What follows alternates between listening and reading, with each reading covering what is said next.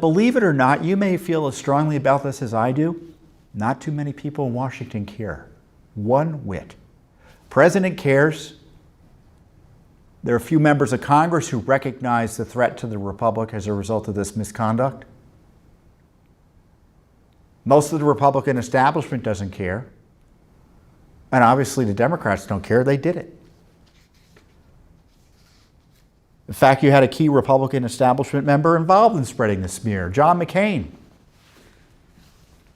His close associates were spreading the dossier. So what is Judicial Watch doing about it? We're getting the records. We're suing in federal court, exposing the truth.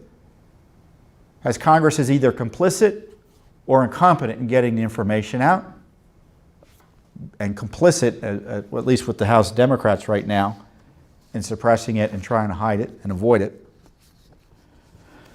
And the deep state doesn't want to turn over anything, so we have to sue. And one of these suits led to some massive disclosures recently from the State Department. We sued with the Daily Caller News Foundation, which does excellent reporting on this. Chuck Ross, who works over there, he was on our recent deep state panel with Carter Page. I hope you saw that. If you haven't, we'll put a link in there. So Chuck has been one of those leading journalists kind of reporting on this. And so we sued for documents back, again, in April of last year for, we had 3 FOIA requests. We essentially were asking for the State Department's contacts and communications with Steele, Orbis Business Intelligence, which was Steele's group, and specifically this guy, Anthony Weiner. Who's Anthony Weiner? Well, he was the Libya coordinator. He was special envoy for Libya. And he worked in the Kerry State Department, and he was close to Steele. And he confirmed that he was working with Steele, got some information from him on the dossier. He was also talking to Sidney Blumenthal and Cody Shear, who were 2 Clinton operatives with terrible reputations.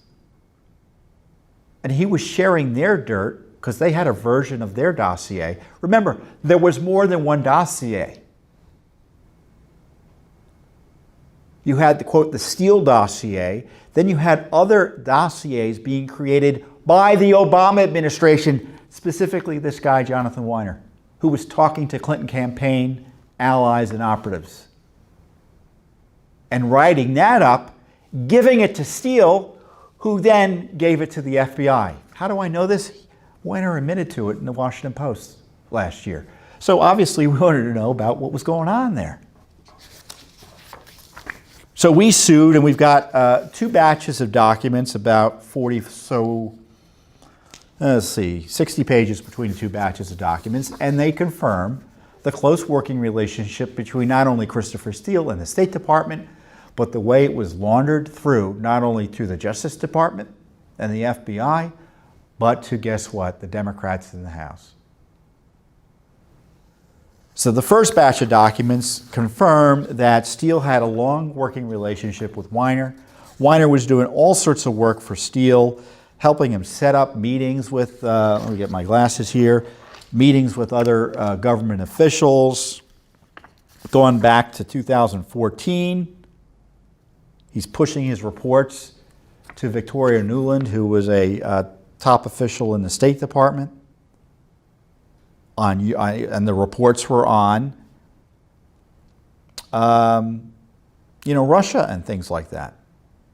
Nuland was Assistant Secretary of State for European and Eurasian Affairs, so she's the Russia person at the State Department. So Weiner is pushing Steele's material to her, beginning in 2014.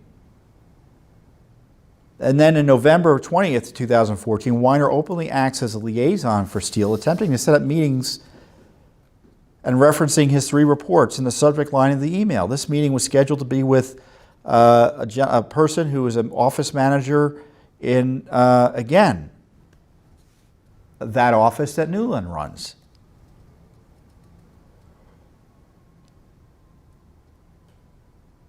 Working with outside groups to help Steele as well. Just an incredible series of emails.